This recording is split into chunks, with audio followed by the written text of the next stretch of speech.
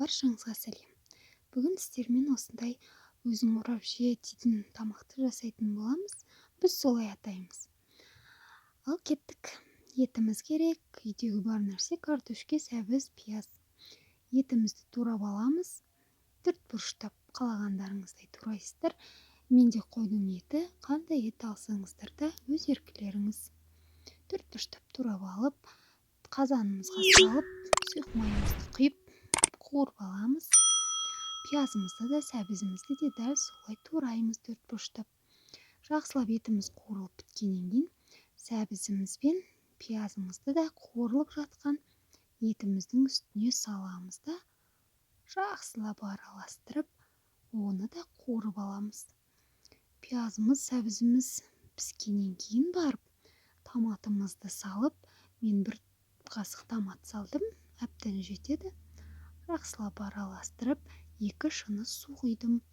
1,5-2 шыны тамақтарыңыздың мөлшеріне қарай құясыздар.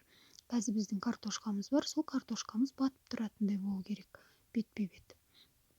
Мінекей видеодағыдай 2 шыны су құйдым.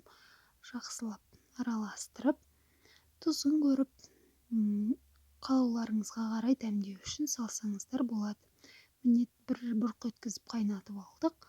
Оның үстіне дайындап қойған картошкамызды саламыз. Тұзын көріп аласыздар міндетті түрде. Одан кейін картошкамызды да бұрқ етіп бір қайнатамыз да. Нанымызды әдеттегідей бір жұмыртқамен жұқа етіп жайып, ортасына сұйық майымызды қосып, жақсылап мен елеп алдым.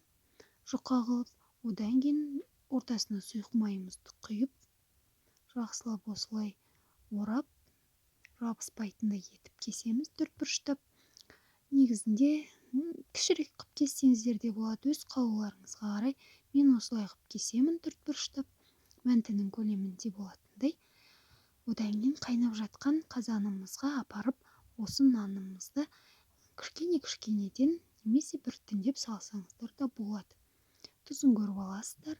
Тұзы татыған барлығы жақсы болса, мінекей нанымызды видеодағыдай салатын боласыздар. Жабыспайды, еш уайымдамаңыздар. Өйткені ортасында сұйық майымыз бар ғой. Сондықтан да жабысады деп қорықпаңыздар. Осылай нанымызды салып, 20 минутқа қойып, астын басып қоясыздар газдарыңыздың. Жақсылап пісіріп алсаңыздар болады. Өте дәмді, сочный дейміз ғой, сондай тамақ болып шығады. Нанымызды бір жерден алып, ортасына салып, орап жей береміз.